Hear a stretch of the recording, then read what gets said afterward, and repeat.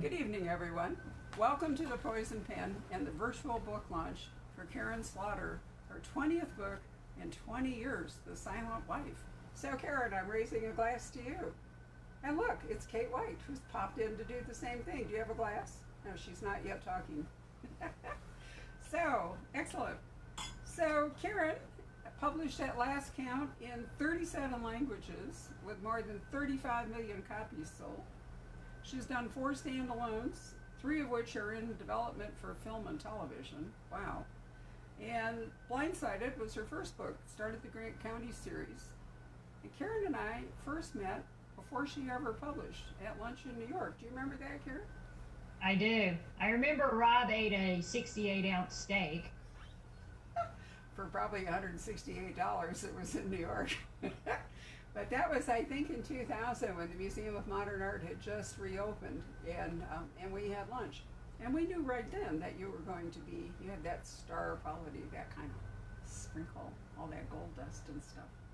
Anyway, the Will Trent series begins with Triptych and Fractured, and Sarah Linton shifts from Grant County and joins Will at the Georgia Bureau of Investigation in Undone. So before Kate talks to you, I have a question. Is there a real Georgia Book of Investigation, and do they let you pick their brains?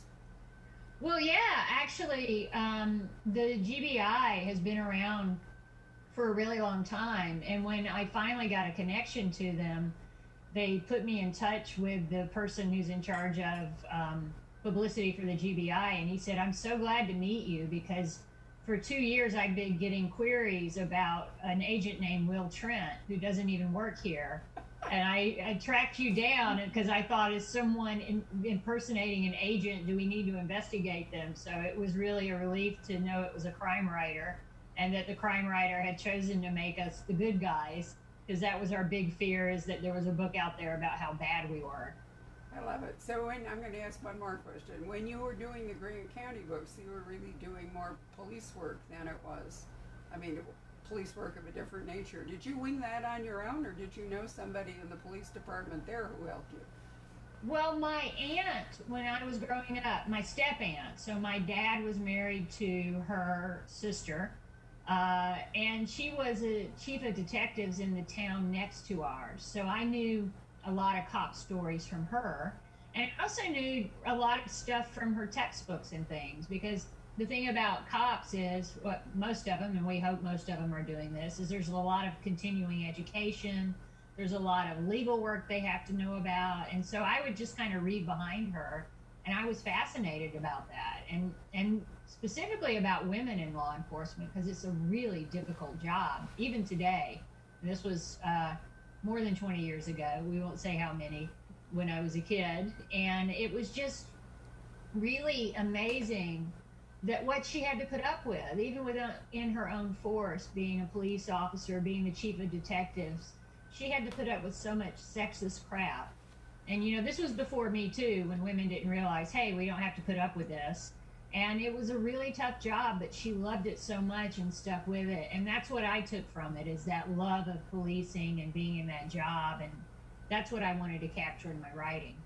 Well, I think all your books feel really authentic in terms of the police work. So, Kate, thank you for joining us.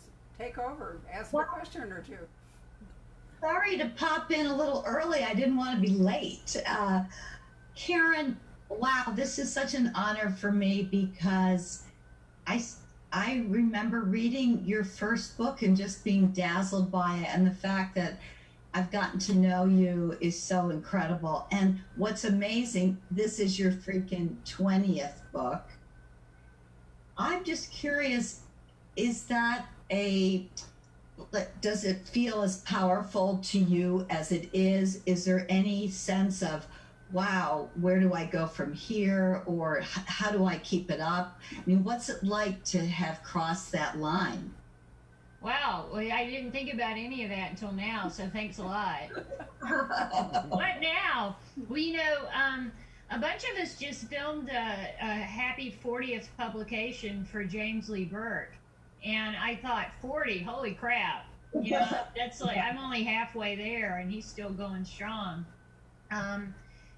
it's weird because you know how when the pandemic started and we all lost basically March and April and a little bit of May, and suddenly we're in July and then August. That's what it feels like when I look back. It's like, where did that time go? I don't really recall a lot of it, and I don't drink, so it's like this caught up in time sort of thing where I think one that I'm younger than I am, which is really embarrassing when I talk to younger people and they remind me that I'm not, because they're assholes.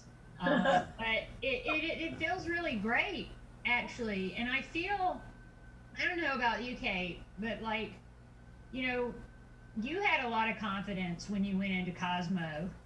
And you really, I know this is a story a lot of people don't know, but you went into Cosmo, right? And you thought you wanted a different job, but then you saw an opportunity there, and you weren't necessarily the right fit on paper, but you were the right fit psychologically and as far as your vision.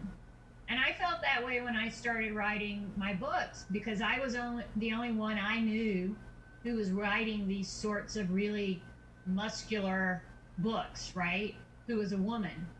And then, but of course, Patsy Cornwell, Kathy Reichs, Mo Hader, we were a small club of women who weren't writing from a PI perspective, or, I think Sarah Paretsky and Sue Grafton definitely broke ground for writers like me. But to write about that level of violence was unexpected. And so I kind of felt like I had this idea of, I'm going to have this career, and nobody else really thought of that. On paper, it didn't look like it was the kind of career that I would have. But I just kind of thought, you know what?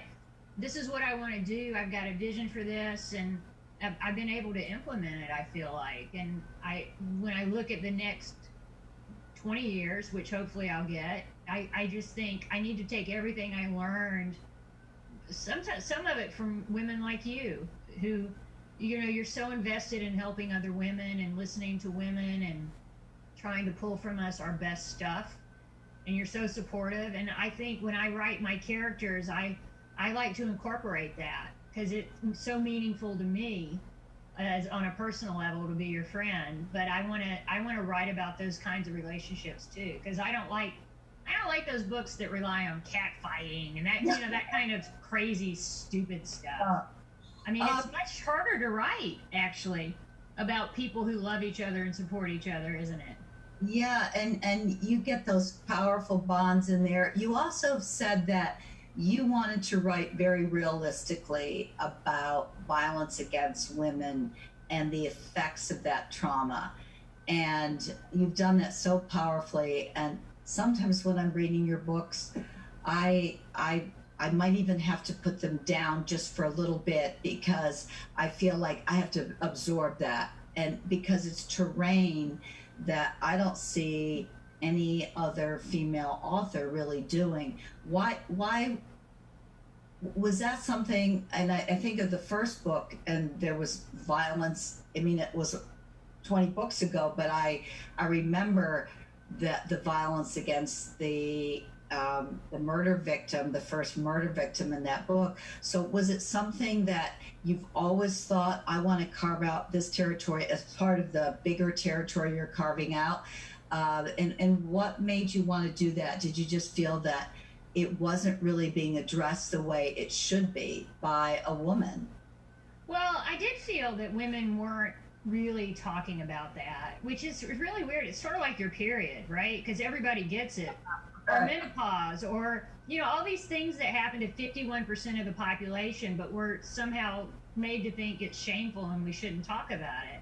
And I was not seeing a woman's voice talking about this subject. And there are some guys who write really well from a feminine perspective, like Peter Robinson, or somehow Mark Billingham, which I don't know how he's accomplished that. But I wanted to talk about violence and the after effects in the way that I was seeing it happen. And there's a tendency among some men and male writers, when they have a woman who's experienced sexual assault, in the next chapter she's wearing leather and riding a motorcycle and kicking butt, and that is not what happens, right? And the way she's healed is not to have sex with the hero, you know. But that's like a real male fantasy, to be able to fix it, right? And something no one can fix. You have to fix them yourself. And I wanted to write about that experience. And part of it came from my grandmother, because when I was growing up, my grandmother was in a very abusive relationship with my grandfather.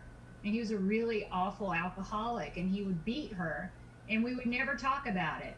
And we even teased her about being clumsy because she always had bruises, or she had a black eye. And, you know, as I got older, I thought, God, you idiot, no one's that clumsy. My grandfather is doing this. But we never, ever talked about it. And that silence gave him permission to keep doing it. And so I thought, when I started writing, I'm going to talk about it. You know, and nobody might want to listen. I feel really lucky that people do want to hear what I have to say. But to me, just on a personal level, to me, it's important to write those stories. Just as for you, it's important to write stories about women's empowerment. I mean, that's the great thing about having so many different types of books, is each woman can bring her own perspective and choose what she wants to write about and what tone she wants to use when she writes about it. You know, what you're saying is so powerful, because I'm thinking, even as you're saying it, how the women I know who have been assaulted sexually, I've tried to be supportive of them, but then as time goes by, you think, I don't want to bring it up because I don't want to upset them. And yet part of healing is being able to talk about it and deal with it. Do I have time for one more question, Barbara? I know I was just invited for a few minutes. I would never dream of cutting you off, Kate, for heaven's sake. Go ahead. One of the things I just am in awe of you about, just as a fan as well as a friend, is that you don't necessarily write every day. You save a certain part of the year to do your writing. And I'd love to just hear you describe a little bit how you gear up for that. You get some ideas in the shower, and you've got that great little pad. Not that I've been in the shower with you. I would have liked to have been in the shower with you, but I haven't been in the shower with you. But I've heard you keep that little pad in the shower and you write ideas. And so is that months before you start down and do the writing? Just a little bit about your process, because it isn't going on in terms of writing all year long, but are the ideas happening all year long in the formulation of the plot?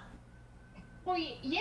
I mean, and you're talking about my Aqua Notes that I wrote about for a New York magazine. It's a waterproof notepad.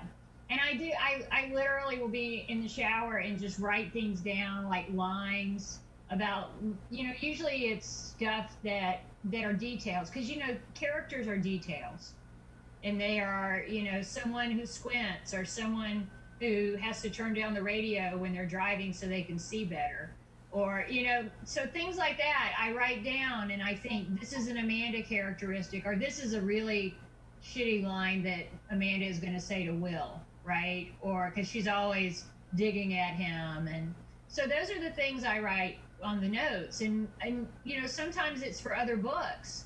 Like the book I'm working on now, literally that shower note for it was on my shower notepad for about 2 years, like in the back of it. So but you know, I clean my shower, but you know, the notes stay there. And it was just this stray line about the names of these characters, because to me, names are really important. I don't know how you feel, but like when I have a character's name, it really defines that character for me. I have to nail the name. Yeah. And there's a reason that all of a sudden I realized I've got to change it, because it rhymes with another name and a weird in the book. And I'm like, no, that has to be Blair. So with the notes, you're not necessarily writing plots, but you're writing all these character details that you're going to put in. And then when you finally sit down to write, how long is it from start to finish with a book for you? Well, you know, I usually do it at the end of the year, because that's when my deadline is. And I go, and you know this because like I won't respond to emails for 2 weeks, and then I'm home for a week, and I'll respond to all the emails. So I'm at that cabin for 2 weeks, and I all I do is write. I get up in the morning, I start writing, I keep writing until I can't write anymore, and it's really exhausting, and I feel like I'm gonna die. And I go home and I rest for a week. It's like Elvis stuff, right? You know, I just like I need to put aluminum foil on the windows, and you know, it takes like 3 months of doing this. And I emailed Charlene Harris, our good friend, wonderful writer, and I'm like, you know, because Charlene's older than me, and I said, how did you handle this? Because she's been writing forever. You know, I find as I get older, it's harder for me to do what I used to do and keep all that in my head. And she wrote back and said, oh, honey, you know, I only write about, 3 or 4 pages a day.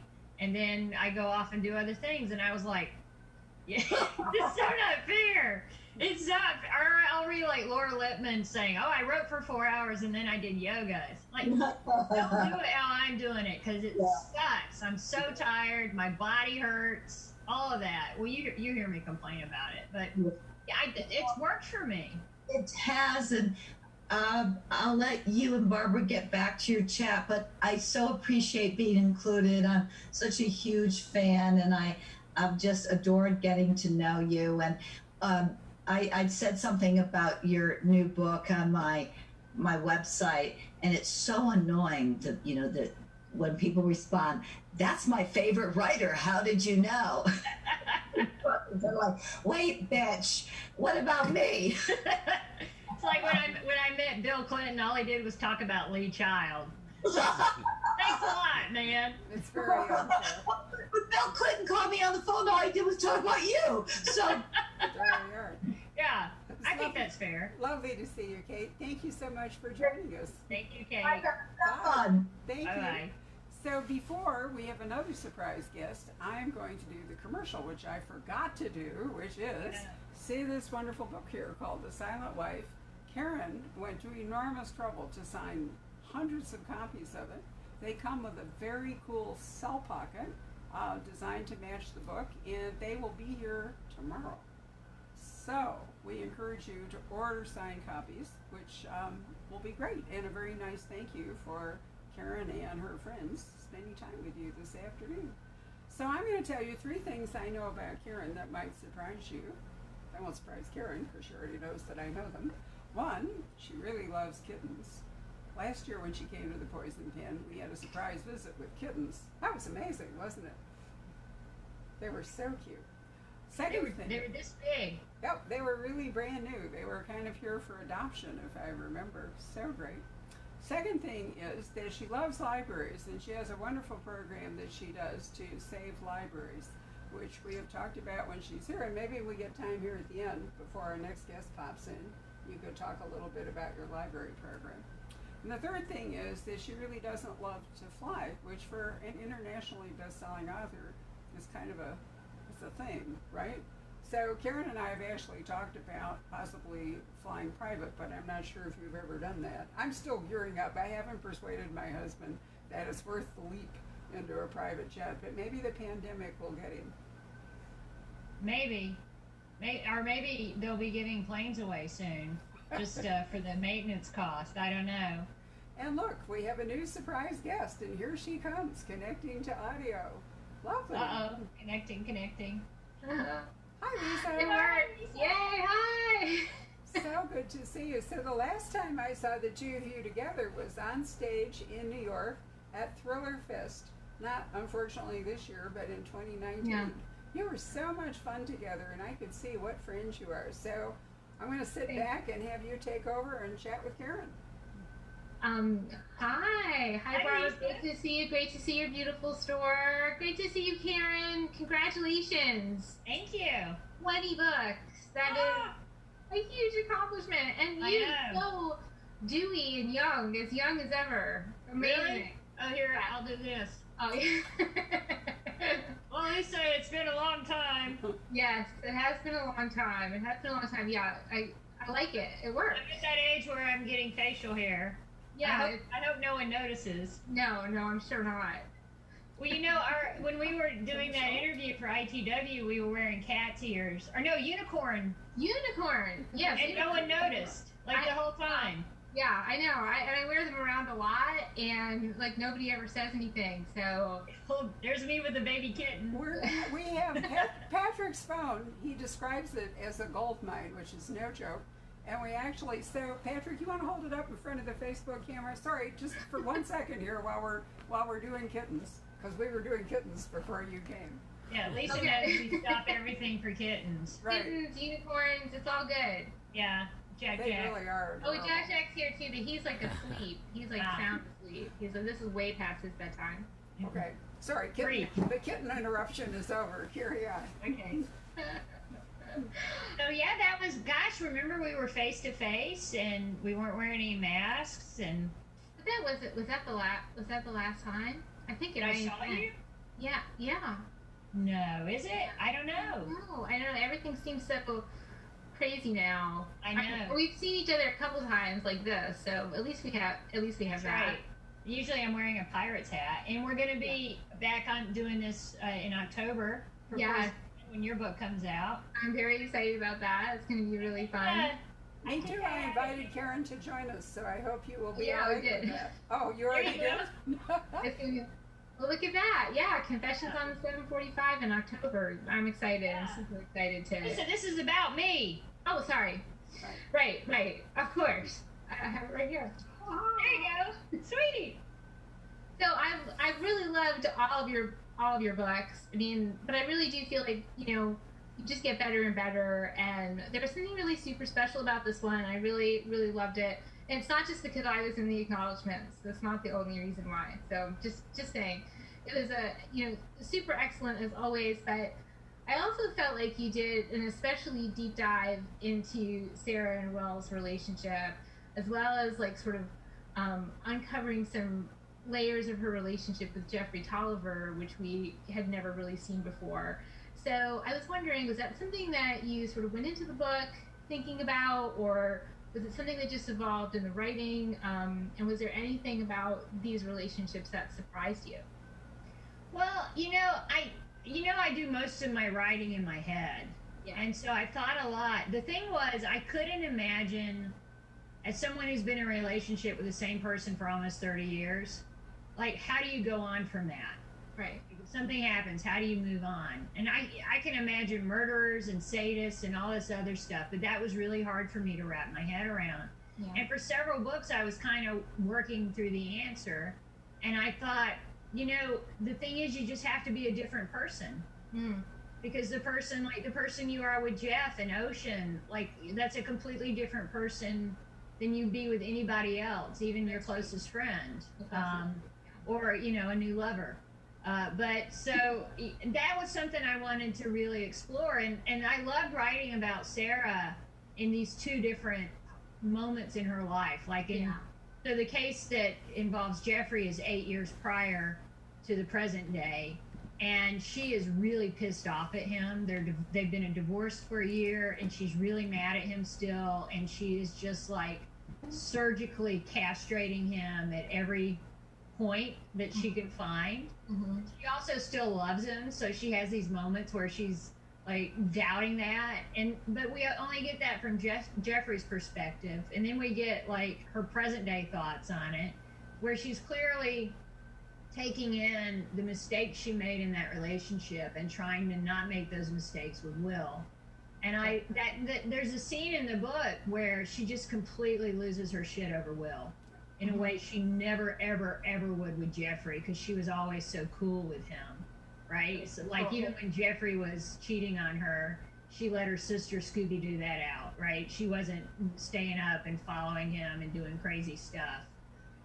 So I wanted to write about those different relationships and how different she was from the past to the current relationship. And that was a lot of fun. That got a lot of space in my head, was figuring that emotional difference out. Yeah, you could really see the evolution of the character too. I mean, we've all been reading about Sarah for many, many years, but you could really see in this book the way you went back and forth. You really saw her evolution as a character. I thought that was really, really spectacular. Thank you, Lisa. Loved it. You're amazing. I love you too. Love you.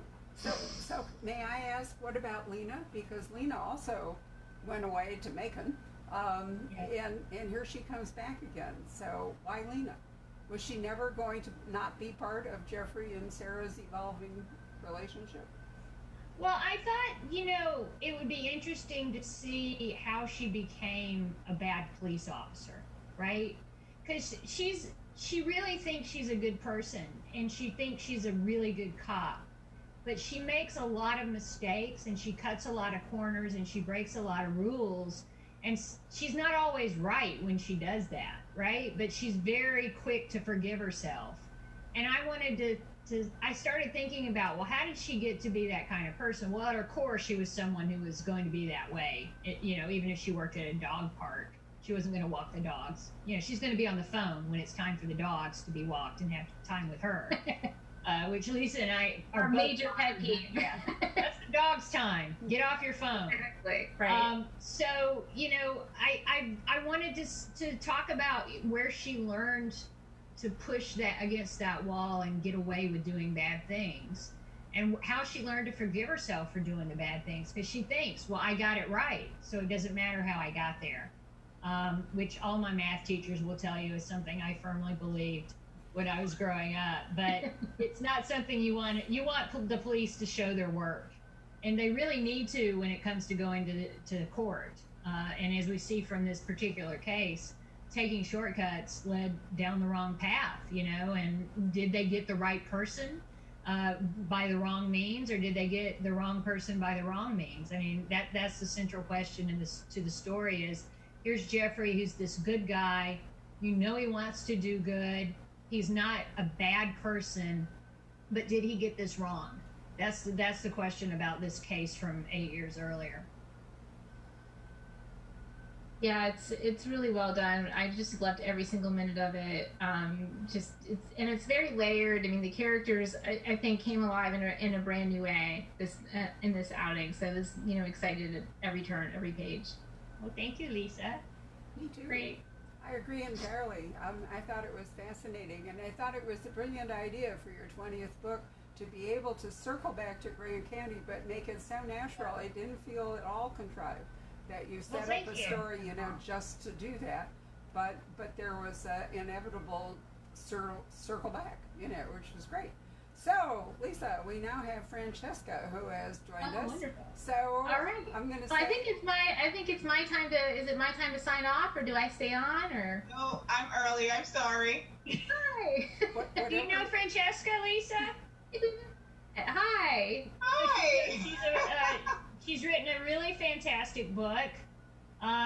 Francesca, do you want to say the title of it? It just came out, like in the last... house. Yes, and it came out last month, or... I've lost track. Yeah, May. I know. I'm sorry. It's your turn, Lisa. Please go ahead. The merrier. I'm so glad to meet you, and I can't wait to read your book. Thank you. It's fantastic. I'll send it to you. It's really good. Good. This will be my thank you for you putting on makeup this late at night. I know. How's my makeup? Just so we're all clear. I was thinking. Yeah, I was like, I don't even wear makeup. Uniform pajamas? No. I don't even wear makeup for my calls at work at my corporate job. I was like, I gotta do this. Yes. Yeah, but this is special. Yes, it is. Yeah, that's Absolutely. This is definitely more important. Do you know Barbara Francesca? No, we haven't met. It's Hi, Barbara. Hi, Francesca. Could we start back, and could you repeat the title of your book, because you were all going so fast I doubt if anyone understood it. It's called My Mother's House. Thank you. Fabulous. It's really nice to meet you. I regret that I haven't yet read your book, and I will make an effort to do it with these two people having recommended it. How can I not? Right. Thank Do you have questions that you'd like to ask Karin? I'll sign off and let Francesca have her own special time with Karin. And great to see you, Barbara. Congratulations again, Karin. So nice to meet you, Francesca. And I'm sure we'll all cross paths in happier times in the real world. Or in your case, in October. I know. Bye-bye, Lisa. Bye. All righty. Karin, I want to see your cats. They are not allowed in my office because I have dark, nice furniture in here. Work all over it or scratch marks. Yeah. But I'll hook you up with some pictures. I happen to have 6,000 on my phone, so I'd be more. Well, I see them on Instagram. Yeah. Some of them are the funny ones, but sometimes I can tell that they're yours. Yeah, yeah. The good-looking ones are mine. Yeah, absolutely. They look like mommy. So, Francesca, give like the elevator pitch of your book, because I think it's something Barbara would really enjoy. Cat fur on my nose, by the way. The elevator pitch. Okay, Yeah. So My Mother's House is a book about a house. No, it's not. It's not biographical, and it's not about my mother's house. Thank goodness. But it is about a sentient house that observes the movements of the owner of the house, who is a horrible man, and the house decides that it's fed up with everything that's been going on inside it, and decides to commit suicide by burning itself down. Wow. And yeah. Based on a true story. Is it really? Yes. Certainly an original premise, I'll give you that. So that's my little book that Karin was gracious enough to have read, and also given me an endorsement. So Yeah. Really awesome. So Karin, sak passé. Oh, yeah. Taught me some Haitian. Yeah. You know, I actually heard that on a TV show I was watching. I'm like, I know what that means. It's Barbara. You may know this because Barbara is much more traveled than I am. But it's how you introduce a fable, correct? No, click clack is Click how clack. you- Oh, God. Yes. No. No. My French is Sak so passé bad. is how are you? Yes, that's What's right. going on? I told you I'm not good at retaining knowledge unless it's like crime related. No, crack. That's the thing I saw. It was really weird because I was watching a television show and it had that, and I was like, "Wow, I actually know What that." were you watching? I want to know I what can't you were remember. watching. I So can't even unusual. remember our conversation from a month ago. You think I'm going to remember a TV show I watched? I know. You and me both. So I've got the book right behind me. Yay! Thank you. Absolutely. I'm so glad to be here. So glad. Thank you. So question for you about the book. And then I want to, okay, so if this book were going to be a movie, which it probably is being optioned already, if it hasn't been picked up already, who would you have playing the lead characters? You know, that's really hard because when I started 20 years ago, the people I might have cast were 20 years younger. Unfortunately for me, too. And so, I mean, they haven't gotten too old in my mind, but they would probably want younger actors and actresses. But I always liked Jeffrey Dean Morgan for Jeffrey because I just thought, you know, he has that swagger. And I always forget the name of the guy that I picture Will as having that body type. It's Skarsgård. Oh, I don't know him. Yeah, he played Eric in True Blood. Oh, okay. French guy. He's tall and lanky. He's really pretty, which Will is not. But you know, if it's TV, they want a really handsome guy. But, you know, I said that because I was talking. I'm talking about Charlene again. Charlene Harris. I said I just think he's a gorgeous man, and she said all of his height is between his navel and his nipples. It's like she totally ruined that for me forever. Because that's all I think about now when I think of him, his navel and nipples. And, you know, I saw him on, like, some show on television. Don't ask me what it was. And he had his shirt off, and I was like, damn you, Charlene. I should be enjoying this sexy man, and all I'm seeing are his navel and his nipples. And it's like a stretch between the two. And he's got tiny little legs. But I still think he's handsome. Do you know if he draws in his ab muscles? You know, that's Maybe. the latest thing. Yeah. I bet he does. I bet he, like, if he stood up straight, he would be even taller, and it would all be there, all that height. Okay. Who else? Sarah is really hard for me to think of who I would cast her because of all the characters, she's really firmly in my head as like she has a face and I know what she looks like, and it's like no other actress that I've seen. Mm-hmm. And I don't know about you when you write, but it's hard for me to like if I think someone looks like an actor, then suddenly I'll start writing that character, right? And I don't want to do that. I want to stay true to who the characters are. No, absolutely. I totally get that. So, what is your favorite part of the book? Because people always ask me that, and I'm kind of usually stumped. What's your favorite part? Well, usually I have so many favorite parts that I can't like narrow it down. Well, that's because you're fabulous. Well, I've got 20 books, so there's a lot to go through. But I tell you what, there's a scene where Sarah apologizes to Will, and it's a good apology. It's not like the guy who called AOC a effing bitch. It's like a real apology. It acknowledges. It's just I was wrong. I am sorry. No but about it. What can I do to make this better? And, it's something I learned in business because I had my own sign company when I was writing because my dad did not believe in supporting an artist. So he's like, you can do whatever you want. Just be able to pay your own bills because you're not moving back home. Right. Oh. I learned with my business that what people are looking for is just someone to say, I'm sorry. This is what happened. This is how I'm going to fix it. I mean, honestly, I wasn't like the best sign maker in the city, but I was the most responsible one, and I never called and said, any excuse other than this is my mistake. And what's the biggest mistake you ever made on a sign, or the funniest? Sign? Oh my God, probably a ton.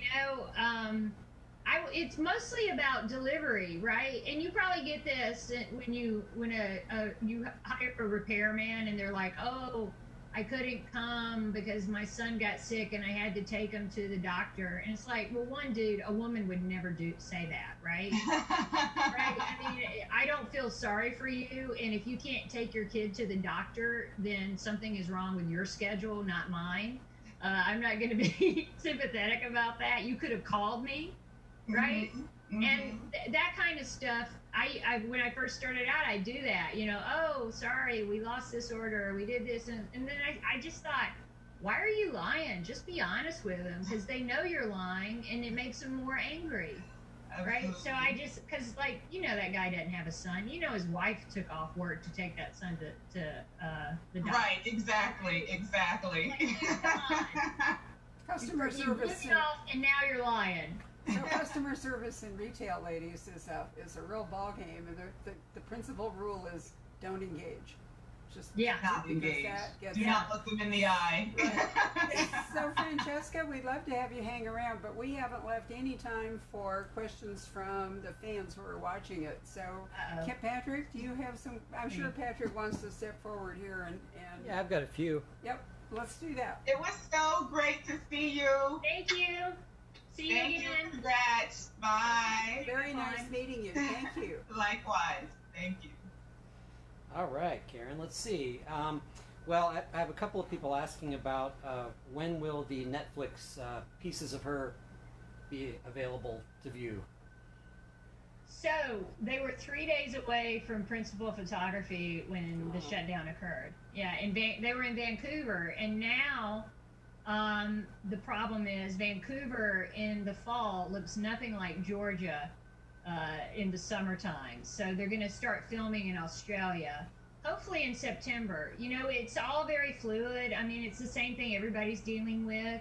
They're just trying to find a safe way to do it. Australia seems to have, despite this most recent spike, they're taking it very seriously, and they're trying to figure out a scientifically solid way to deal with this. And I think that, their government is just as divided as ours, but they all got together and agreed in the beginning, look, we're going to stop this crap and we're going to help people.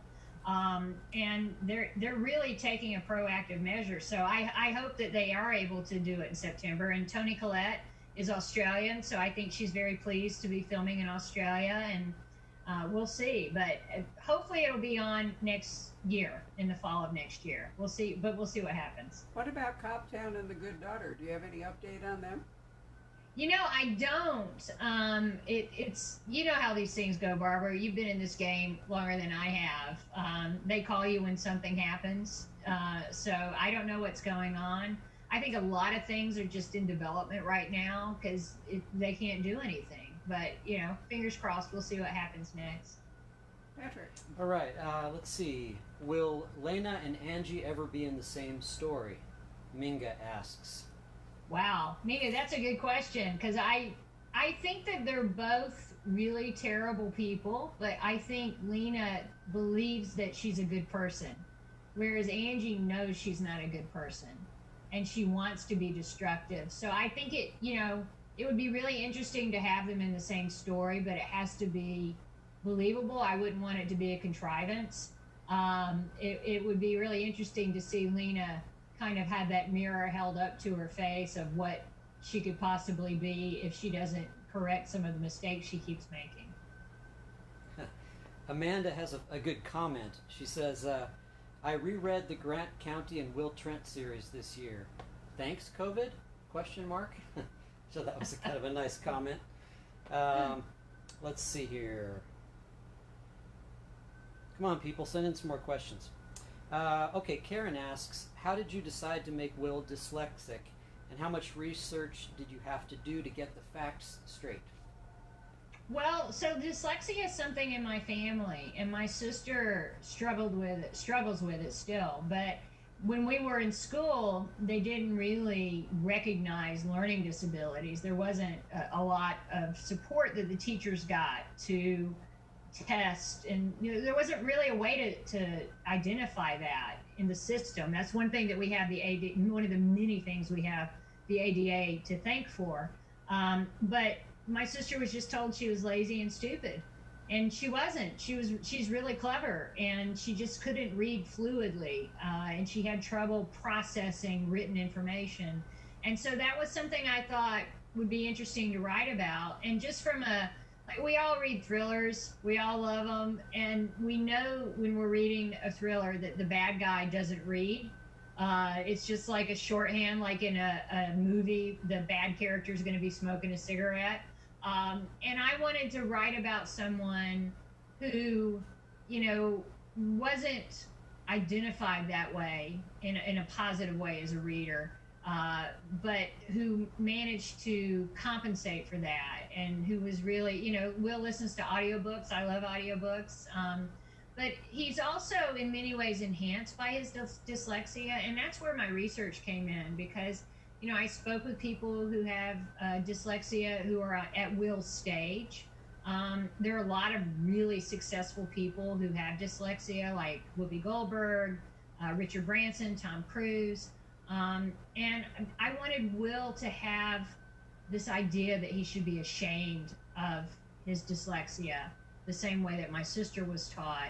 And it's something that he hides. And, if you look at a lot of the lawsuits brought against police departments, some of them have to do with dyslexia. Because once cops find out that you're not like everybody else, if there's one thing that makes you unusual, they're very suspect of you, because it's a very tight, close brotherhood. And I wanted Will to be an outsider within the police, and to feel like he was an outsider in the world. And then I wanted the people in his life, like Amanda and Faith and eventually Sarah, to make him feel like he was part of the world for the first time in his life. Yeah, the one character we haven't really talked about in this book is Faith. Do you have a few words you'd like to say about Faith? Because, she's so important. I love Faith because she's like in a lot of ways, she's like a sister to Will, but like a really mean, kind of combative sister.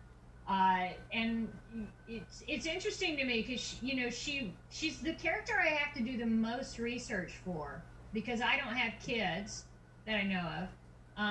And so I read a lot of mommy blogs, and I listen to a lot of my friends who have children. Especially with COVID, I don't know how there isn't more infanticide. But what I realized was, wow, a lot of these women dislike children as much as I do. And you read about some of the things that kids do, and you totally get it because they are horrible, horrible people. You know, they're like breaking stuff. You don't get a moment alone, especially when they're young. You know, you get like 4 years where they love you and they think you're perfect, and then they hit puberty and they hate you. And you know, it's like, oh, I'm so glad that I never had children. But I do think with Faith that I try to capture that crankiness about the fact that she's been a mother since the age of 15, and she had like 1 year when her kid went to college where she was finally free, and then she got pregnant again. And that character to me is really fun to write because she has no filter. You know, I'm a person who thinks a lot before I speak. And Barbara, you know this about me. I could go days without speaking and be absolutely fine. But with Faith, if it's in her head, it's going to come out of her mouth. And, you know, I love characters like that because they're more than anything a projection of, you know, how I would like to be if we lived in a perfect world. But you make such a good point. A person who never really had a chance to go through adolescence herself and instead had to take an adult role is stunted. I mean, it's part of life's travels that you miss. And it would be hard, it's hard not to resent that. Sorry, Yeah. I took space Okay. there. Somebody else? Sure. Let's see. Just got a couple of good comments that came in. Jeanette says, as a children's librarian, I read murder mysteries to give me a break from having to be nice and sweet. So that was kind of nice. And then a question here. A few people have commented about the character of Sarah, commenting how they like how she's grown over the series. Can you just talk a little bit about that character and how you approach writing about her? Well, first, thanks for noticing because I put a lot of work into that. And, you know, when I ended my Grant County series, I had to make a choice about how that was going to look afterward. And the thing is, writing about crime and violence, I wanted to focus on the victims in a way that I hadn't before. Because, you know, well, I do talk about the victims and, you know, sometimes I let the victims live, which is really hard to do. There's a reason why in crime novels they usually die, because then if they live, you have to deal with the emotional fallout and how their lives change because of this violence, you know, whether it's sexual assault or, you know, just anything crime-wise that happens to someone changes who they are intrinsically.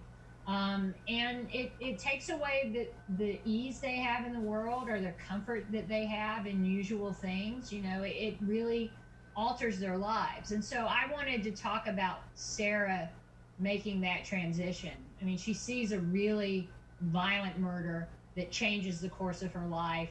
She leaves her hometown, she moves to Atlanta, and all of this was planned out from about the fourth book. You know, so the first 3 books, I was writing Sarah and I was really enjoying it. And I thought, you know what, I want her to change and grow with me. And part of that came because after my 3rd book, I got another contract. So I'm like, well, they're going to let me keep doing this. So, you know, I need to really think about what I want to do. And I was lucky that the books were successful and I had an audience. And I thought, you know, it reminded me of when I was in 9th grade. And my teacher, this was my English teacher, who I was very close to into my adult years until she died. She was the first person who said to me, you're a good writer, but you could be better. And that was really a life-defining moment for me because she taught me about language and how to use language as a tool to explore the human condition. And so when I was writing that 3rd book, I started thinking about Sarah and Lena and, you know, what am I going to do in this world? And can I keep writing books in this small town where people keep having horrible things happen? You know, after a certain point, why is anyone living there, right? This is a horrible town. I mean, you can get murdered, raped, there are pedophiles everywhere. I mean, it's just, don't go there. And so I wanted to write Sarah experiencing this life-altering event, and that I started putting the clue. If you go back and if you read the books, the woman who said she read it before, you'll see the clues are all there of how Grant County is going to end. And I wrote Will Trent before the last Grant County novel because I wanted to set him up in his world as a soft landing for Sarah. And that was very deliberate on my part. And I wanted to take Sarah through the aftermath of that crime, how she recreates her life, how she has to change and become a different person in a lot of ways, how she has to distance herself from her family because some things are just too painful a reminder. And, you know, Sarah has grown up as I've grown up. Barbara, you were talking about me when you met me over 20 years ago. I think you've seen me grow up. Hopefully I've grown up, though I've remained remarkably the same youthful person in appearance. Well, both of us have, please. Exactly, yes. There we are. You know, it's really been a privilege to read you in real time. One advantage, this is the 31st year of the Poison Pen. One of the really great advantages of doing this for so long is that we have followed careers of authors and read them in real time as they have written. You know, I've never gone back to, you know, to binge on them because I've read them and remember them. And yes, I think that it was always going to be the case that if you weren't going to develop a Cabot's Cove kind of series, you were going to have to move to a broader stage, to Atlanta in your case, if you wanted to stay in Georgia, really. And Atlanta's a fascinating city. I used to spend time in Atlanta, and Atlanta really for Black Americans was the place to go to make it. You know, that old bit about, you know, New York, if you make it there, you can make it anywhere. But for African Americans, that city really is Atlanta, which is an ironic considering it's in Georgia. So, you know, I've always found that to be so fascinating about Atlanta. And I was glad you took Lena and we went to Macon one time so we could see a different part of Georgia, you know, not just Grant County, but which I love and which I miss. Do you miss Jeffrey? That was, you know, I miss Jeffrey, even though I understand why he had to disappear. But I miss him, and so it was wonderful to get to see him again. Yeah, you know, I do miss him. It was a lot of fun writing in his voice, but I was very aware, because I had to go back and read some passages. I couldn't read the books because I would just re-edit them in my head. You know, Right. That's a horrible thing to have to do, read something you wrote 20 years ago. But I thought he's very much a man of this particular time period, right after 9/11, you know, where we all thought, you know, or most of us thought, Jack Bauer, you know, torturing the bad guys, finding out where the bomb is hidden, that kind of thing. Well, now we know torture doesn't work.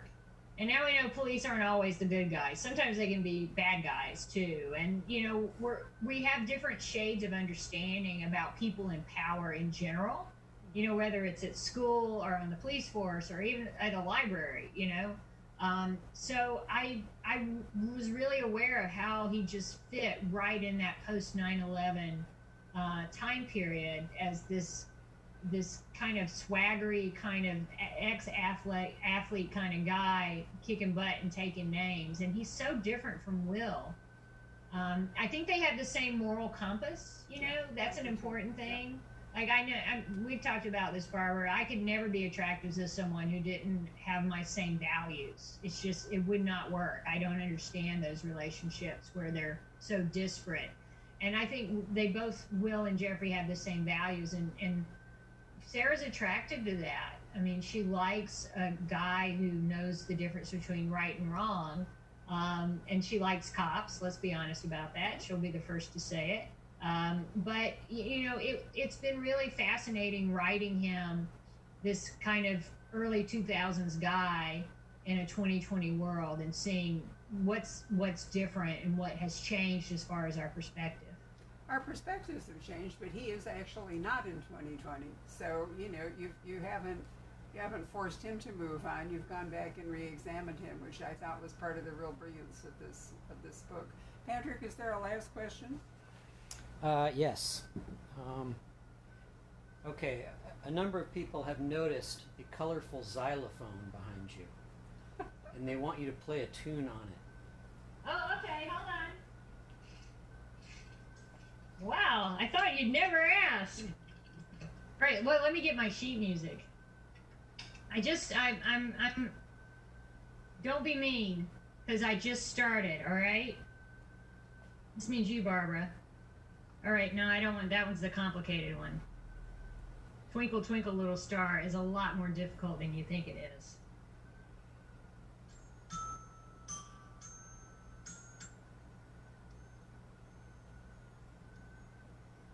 That's as far as I got. Mary had a little lamb. And you're welcome. Honestly, I got it to just do this.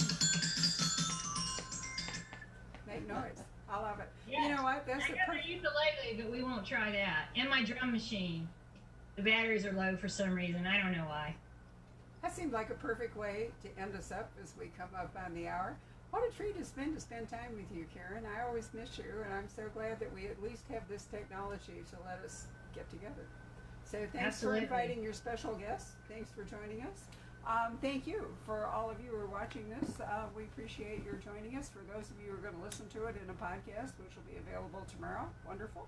And once again, don't forget to buy one of the many autographed copies that Karin labored hard to sign for you. So please enjoy the rest of your evening. Thank you.